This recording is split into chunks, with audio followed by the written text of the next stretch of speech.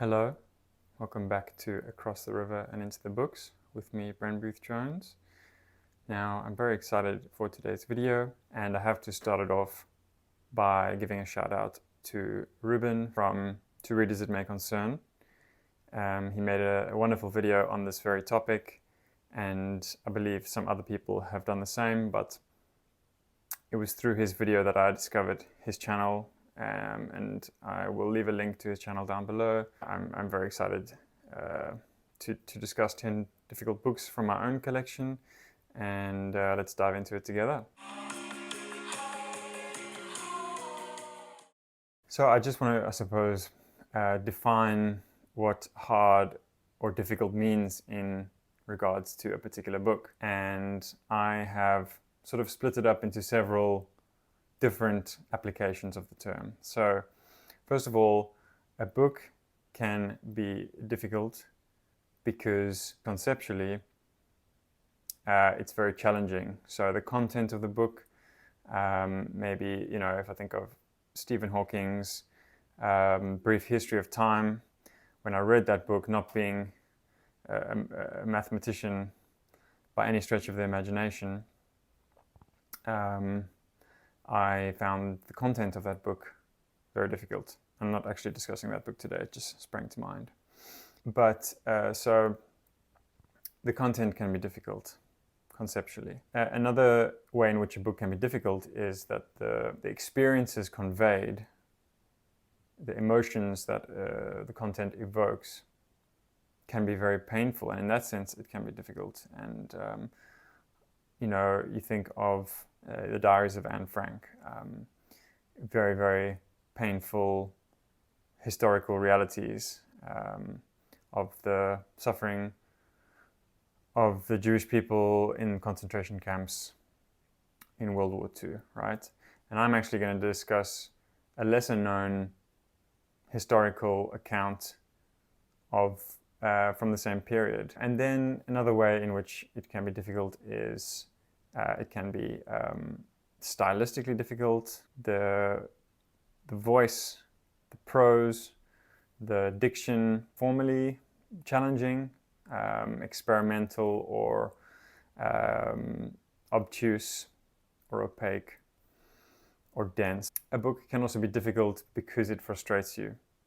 And of course, all of these definitions are compatible, mutually compatible. They can overlap. But a book can be difficult to get through because it really irritates you, grates on your nerves, and that might be to do with the attitude of the writer, the tone of the prose, or of the verse, if it's poems. It can also be the way that it's edited. So as I said, difficult conceptually, emotionally painful.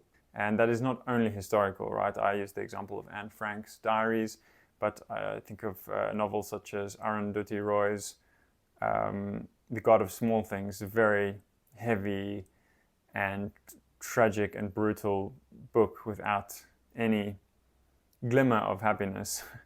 And that's difficult too, and that's fiction. So emotionally difficult, conceptually difficult, stylistically or formally difficult, and then difficult because it annoys you. So those are some definitions that I've delineated here, but of course, there's other ways in which we might think of books being difficult. Also just volume. Some of these are relatively long, but a book can also be difficult just because of the stamina required to get all the way through it. So that's another one. Okay, so let's dive into them. First up, I've got Clarice Lispector, Complete Stories. Have a look there. That's a portrait of Lispector painted by Giorgio de Chirocco, and this is translated by Katrina Dodson, and it's edited and with an introduction by Benjamin Moser. Well, this book has this kind of sort of overlapping difficulties according to the categories that I've proposed. It is difficult in the sense that, well, it's more than 600 pages, and I think with a sort of fast-paced novel, a thriller or something like that, 600 pages can fly by, but there are genres that maybe are better in smaller doses. And I think short stories, I personally would struggle to sit down and read 650 pages of short stories back to back. These stories span her whole career. I think they're more enjoyable in sips rather than gigantic gulps. But another thing that is difficult about this book is that it's quite mixed, and this is a very sort of euphemistic critical term when we say that something is mixed, meaning that it's a bit rough, it's good in some places and bad in others. Definitely applies to this collection. I found her early stories quite amateurish, which is understandable, and that's what you get when you have a collected volume. And then for me, the high point was her fourth collection, which is called Covert Joy. And this was really incantatory and just crackling with electricity. Every sentence powerful and punchy and concise. In her later stories, I found that her style started to get very loose and sometimes sort of flirting with non sequitur, consecutive sentences that are just disjunctive and don't seem to have much of a thread holding them together. Also, she's always very impressionistic, but the late work has a feel almost of anti-literature, that she is giving sort of tradition the finger. Now, she was a Brazilian novelist and short story writer, although born in Ukraine in 1920, and her family eventually ended up in Brazil. And she wrote quite a few short novels, such as Near to the Wild Heart. At her best, she's quite hypnotic, but at her worst, she's tedious and garrulous. And that really, it was a struggle to get through the final stages of this volume. One of her very last pieces, it's even hard to call it a story, is called Brasilia, which is a city in Brazil. And I thought I would read you a little example of this. Brasilia is located nowhere. Its atmosphere is indignation, and you know why. Brasilia, before being born, it was already born. The premature, the unborn, the fetus. In a word, me. Oh, the nerve. Not just anyone can enter Brasilia. No, you need nobility. Lots of shamelessness and lots of nobility. Brasilia is not. It is merely the picture of itself. I love you, oh extravagant one. O word I invented and do not know the meaning of. O furuncle, crystallized pus, but whose? Crystallized pus. You heard that right. Warning, there's sperm in the air. And that, it's a kind of word vomit, Brasilia. It's just, it goes on and on. It's a really, really long, sort of, I think, 30-page paroxysm of enigmatic, sort of anaphoric exclamations ostensibly on Brasilia, but I think it's more about the speaker's psychological state. And there's a lot of paradox. I hate Brasilia, I adore Brasilia. She uses the word voodoo. I think there is definitely something kind of the dark arts, sort of trembling under the banal, and a sense of psychic instability that is always on the verge of exploding. And some of the stories do, in fact, explode into violence. There's another late story, which is a about a threesome, 2 women and a man living together, and one day the women kind of decide a little, almost on a whim, like to murder the man, and they're like, should we kill him? They're like, yeah, let's do that. Grab a big kitchen knife and get to work. Very irreverent, very devil-may-care, of I think a sort of a bitter woman who was dissatisfied with her reputation, dissatisfied with the literary world, with her own life, and that is definitely the feeling that we get towards the end. There's a real acrimony, bitterness. But there are some really gorgeous works, individual stories in here. But yeah, it's difficult for the reason that stylistically it's difficult. You know, her experimentations with language.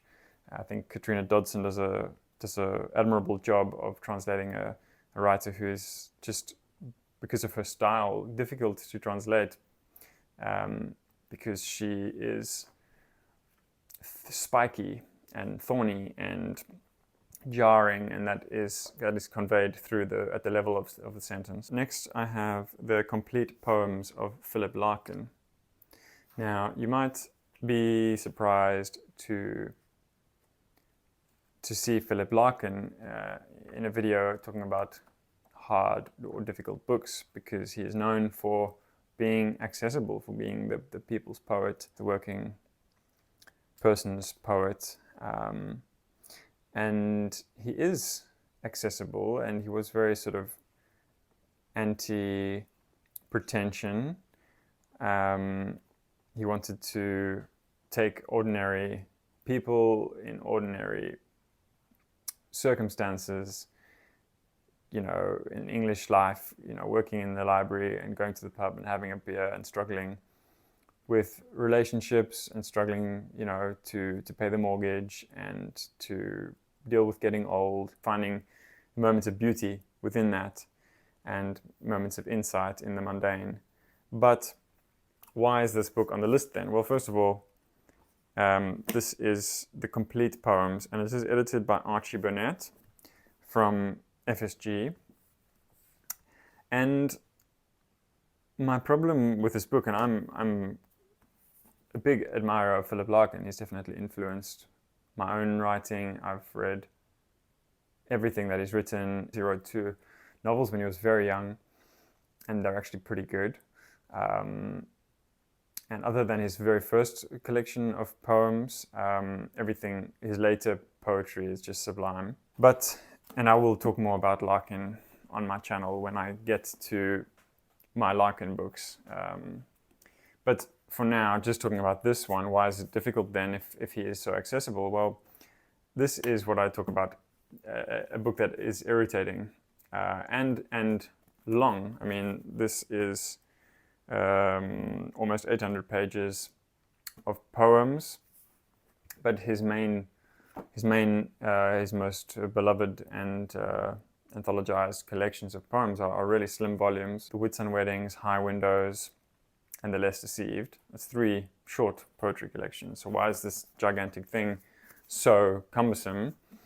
And the answer is that Archie Burnett, the editor of this volume, he just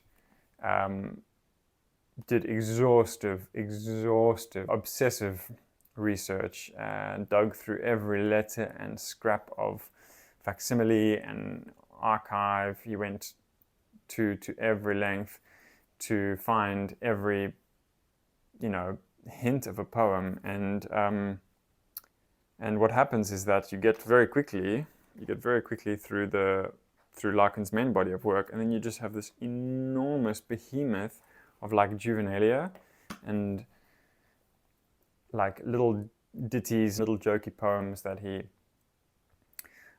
scribbled down in letters to friends or girlfriends, like talking about farting or making, you know, kind of bitchy remarks about colleagues and stuff like that. And then every single one of those things is included in here. And you just feel like, would Larkin have wanted that? I mean, some of it is embarrassing, and just a huge quantity of stuff that he was, you know, I mean, these juvenile poems didn't make it into his books, that, you know, that he didn't select these poems, and some of them you can't even call them poems, they're just fragments, you know. What Burnett also does is he, in the notes to these poems, he really quite aggressively comments on previous editors of other Larkin collections of poems. So this is the complete poems, but there was, like, you know, so James Booth had a book, Philip Larkin, writer. There was the collected poems edited by Anthony Thwaite, a bunch of other biographical and editorial stuff on Larkin, and also the Philip Larkin Journal. And Burnett really, and at times you think it almost seems a bit snide, but I was quite sort of torn. I would be curious to know what you guys think of this, you know, because on one sense he was like, well, you know, and he's particularly critical of Tolley, Etty Tolley, Philip Larkin, Early Poems in Juvenilia. So that was an editor of this collection of Juvenilia that apparently made a lot of sort of small mistakes. Some of them not so small, but, you know, like, oh, there's a comma here where there shouldn't be, or there's kind of silent corrections that should have been stated in the notes. And it's really, like, down to the tiniest little things. So I was a bit torn in some sense. I thought, well, he has every right to correct these things, but somehow seemed to me that the tone of the corrections was a little bit holier than thou. But yeah, so that was Complete Poems of Philip Larkin. Difficult because it's just gigantic, and most of it is just unpublished scraps, fragments, and kind of half-serious poems, and a young, you know, pubescent Larkin sort of learning his craft, and that made it frustrating to get through. And also Burnett's editing, you're always going back to read sometimes these long endnotes that just don't seem to add that much to your understanding. So I found the critical apparatus to be a little too finicky for my taste. Okay, next is Louise Glück, Poems, 1962 to 2012. It's another big fat omnibus of poems, collected poems, also clocking in at close to 650 pages. And like what I said earlier about, you know, I think novels fit comfortably, as Henry James called the novel, the loose baggy monster. You can fill up a novel with a lot of stuff, but short stories, and even more so, I think poems, are a very concentrated form. You know, you might guzzle half a liter of beer on a hot summer's day, but you're not going to guzzle half a liter of neat vodka. And I think that poems are more like, you know, it's a shot of experience, it's a shot of an impression, a moment captured in very concise language, and very formally elemental and musical. And so, yeah, 650 pages of poems is, again, not something that one could fly through like one does a thriller novel or something like that. Now, so difficult to get through because of the volume of the work, but also because Louise Glück is just not my kind of poet. She won all of you know, the biggest awards that one can win. This was published before she won the Nobel Prize, and some people really love Louise Glück's work. for me, it just doesn't resonate with me. I find her to be not quite playful enough, not quite limber enough in her language. It's not a poetry that hums and sings and dances and sort of vibrates with color and musicality. It's very spare and stark, and I find it to be quite frigid and very negative as well. There's a lot of poems that are rigorous to the point of rigor mortis, maybe. And I found the themes to be a little bit repetitive. It's a lot about reflecting on childhood and sort of being an unhappy, precocious child wearing, black and feeling very poetical and misunderstood. And then she just sort of continues that persona through her body of work, unhappy in her romantic life. And when I say her, I mean the speaker of the poems. I'm not saying that it's directly Louise Glück. I'm opening it completely at random to a poem, Children Coming Home from School. My son accuses me of his unhappiness, not in words, but in the way he stares at the ground, inching slowly up the driveway. He knows I'm watching. That's why he greets the cat, to show he's capable of open affection. My father used the dog in the same way. My son and I were the living experts in silence. Snow's sweeping the sky. It shifts directions, going first steadily down, then sideways. If we just take this stanza from this poem, she's talking about her son and his unhappiness, and her son, right, the speaker's son, his unhappiness, which reflects on the mother. There's this parent-child dynamic, again, across multi-generations. She's reflecting on, the speaker reflects on her father in the same way, literally in the same way. Those words are there. It's cold, it's winter, there's snow sweeping down, and the direction of the snow is downwards and sideways. And I feel like the energy of her poems is a kind of downward, it's a falling, it's a drifting and a settling, it's cold. It's almost, and for me, and people might disagree, totally fine. Please tell me in the comments if you do disagree with me about this, but that stanza just feels like a paragraph chopped into verse form. Like it doesn't have much of a rhythm to it. It doesn't have a heartbeat or a flow. I'm just going to look to the left at the poem on the opposite page called Brown Circle. What I hated was being a child, the speaker says, having no choice about what people are loved. I don't love my son the way I'm meant to love him, is the next line. These themes of love or a lack of love, coldness, bitterness, regret, resentment, I feel like just proliferate through her body of work, and 650 pages of cold. And I think that when you have a whole book full of repetition, you have coldness without warmth, you have acrimony without joy, you have regret without happy memories. There isn't enough tension. The tension kind of atrophies. But she won so many prizes. She won the Nobel Prize. Some people adore her work.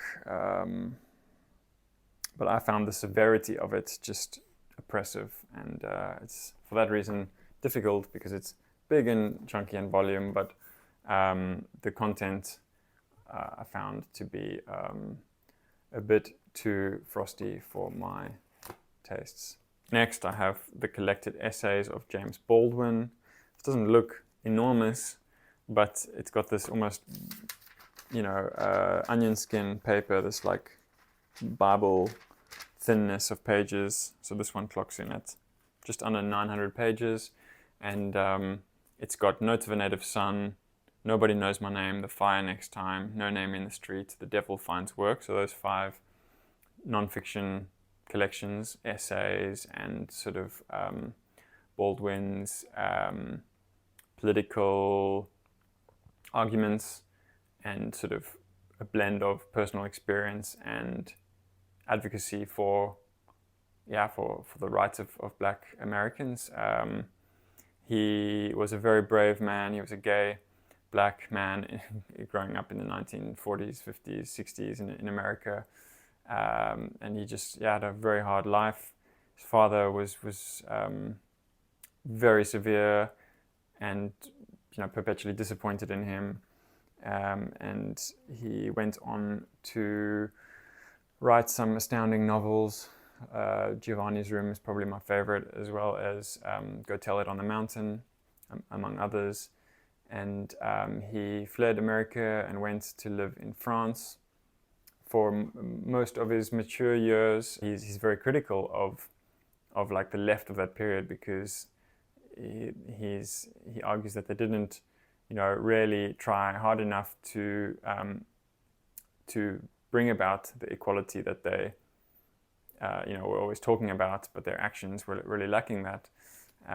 So he was just unafraid of criticizing anyone and everyone. I just always, whenever I reread Baldwin, I think everyone should read him. Everyone, because he was so brave, and he was so true to himself and his beliefs, no matter what. I mean, when certain books that he wrote, for example, Giovanni's Room, they were like, well, now you're moving away from, talking about the Black experience, and this is a book about doomed gay lovers, so, your audience, you're going to lose your audience. But he was steadfast in his, this is my creative artistic vision, and this is what I do. And of course, thank goodness that somebody believed in that book, and that he believed in it. And so he was just always unbending in his creative and political and moral vision, and that is very admirable. So it's a historical pain and confrontation with reality that is difficult, challenging to read. But also, after those 5 essay collections, there are, here it says here, other essays, right? This is the Library of America edition. And there are, I think, more than 200 pages of miscellaneous reviews and bits and pieces that he wrote. And at first, when I started dipping into that final section, I thought, why have they thrown this in here? Some of this is just clearly, reviews of random books that he was writing for newspapers, paying the bills, or writing with his left hand, as somebody once said, but actually they're really good and they're really enjoyable, and they're quite fun, these essays at the end, because he really was not afraid to say what he felt. Obviously, that was who he was, and in his political emphasis, but also when he was just reviewing books. So he was like, man, this novel stinks. It's just a load of rubbish. He was quite ruthless in his reviews, and even when you feel that he's just knocking this out on a Sunday night because it's deadline prose, right? He's got a deadline for Monday morning. There's something really enjoyable about seeing a writer within those restrictions, 800 words on some boring novel that he didn't enjoy, and he's just doing it for the paycheck. It's really interesting to see a writer work within that constraint. So James Baldwin, collected essays.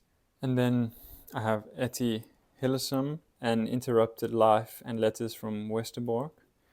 And this is difficult for the historical pain and horror of this account of a young Jewish woman, Dutch Jewish, and she died in Auschwitz at the age of 29. It's a comparable story to Anne Frank's diaries, but she was a young adult, and she was a very vivacious, enthusiastic, optimistic person, and she loved to enjoy social life and meeting people and writing and discussing philosophy and literature.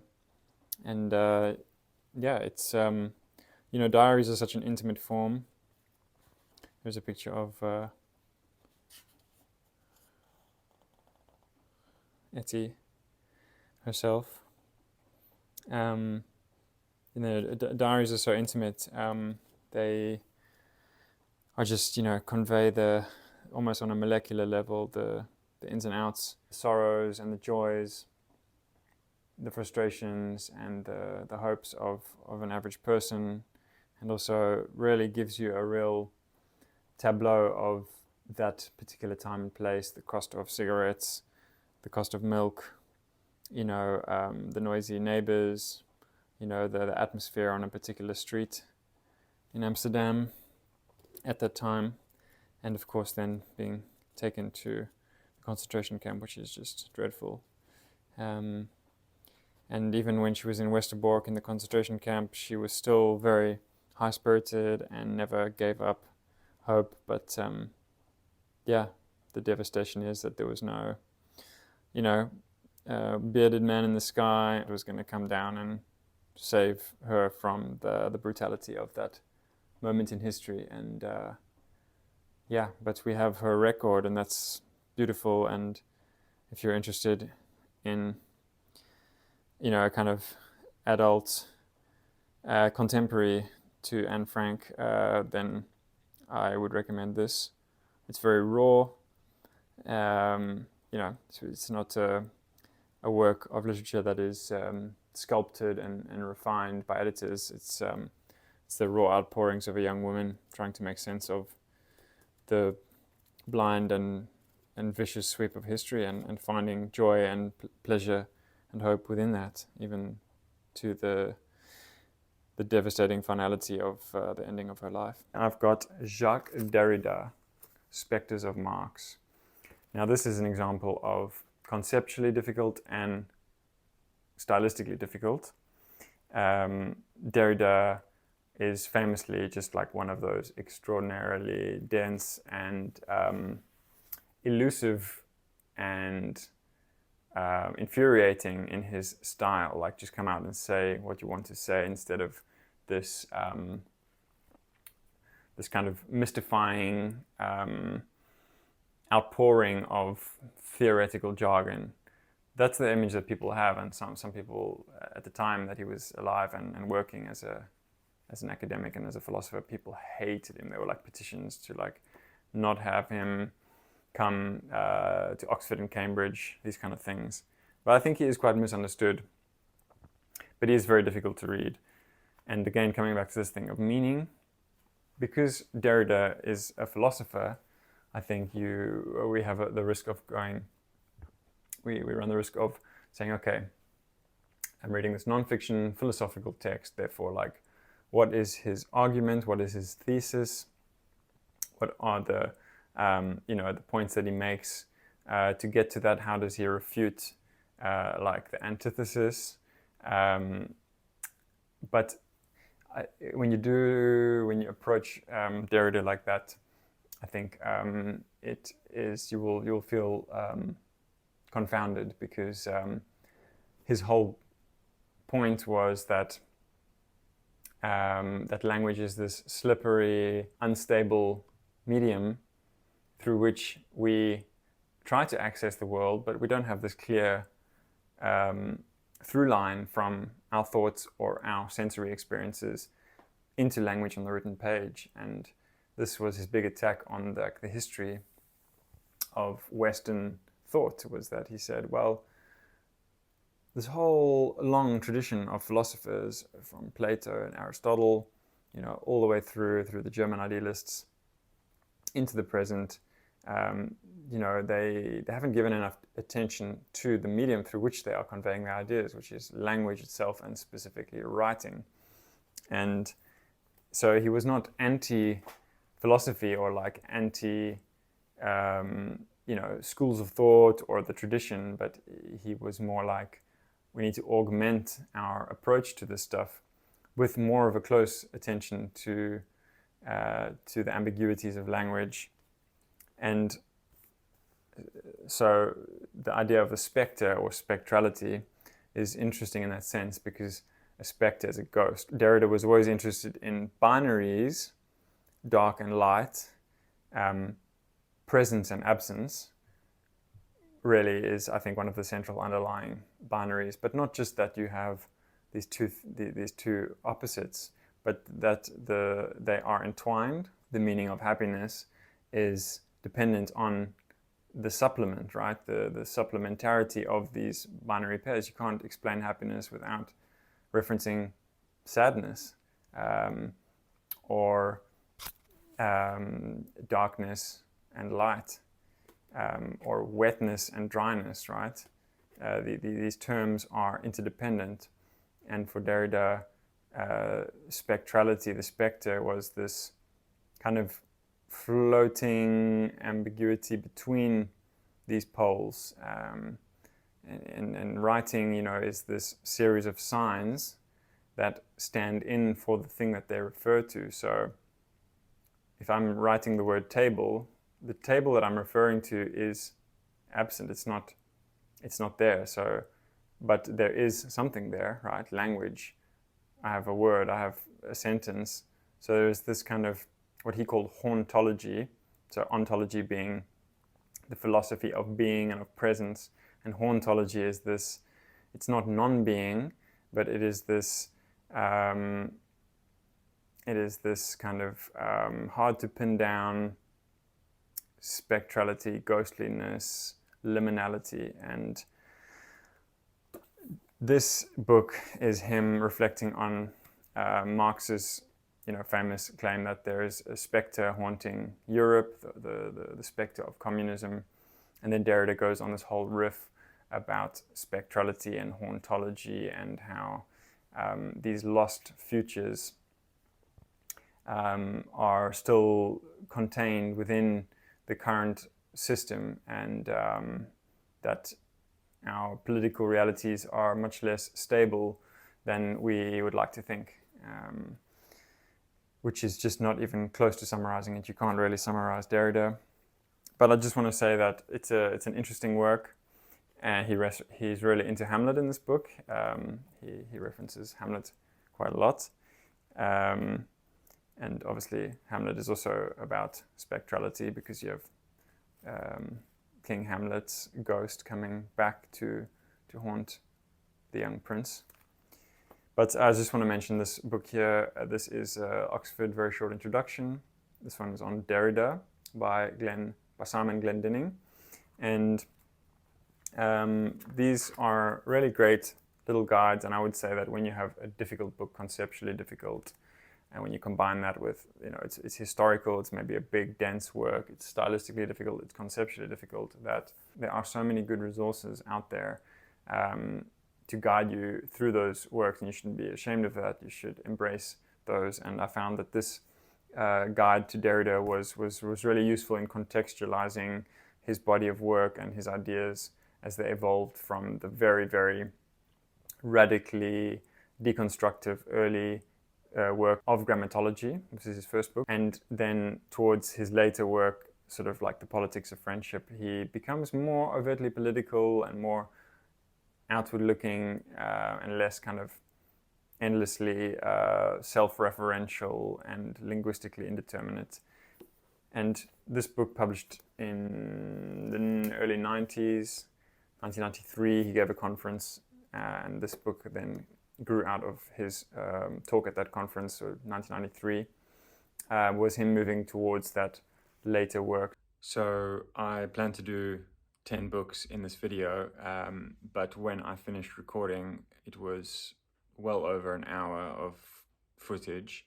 So I decided to split it into two. So I will upload part 2 next week and discuss the rest of the 10 difficult books that I have cut off from the end of this video. So yeah, hope you enjoyed it. Thanks very much for watching. Let me know your thoughts in the comments below, and speak to you all soon.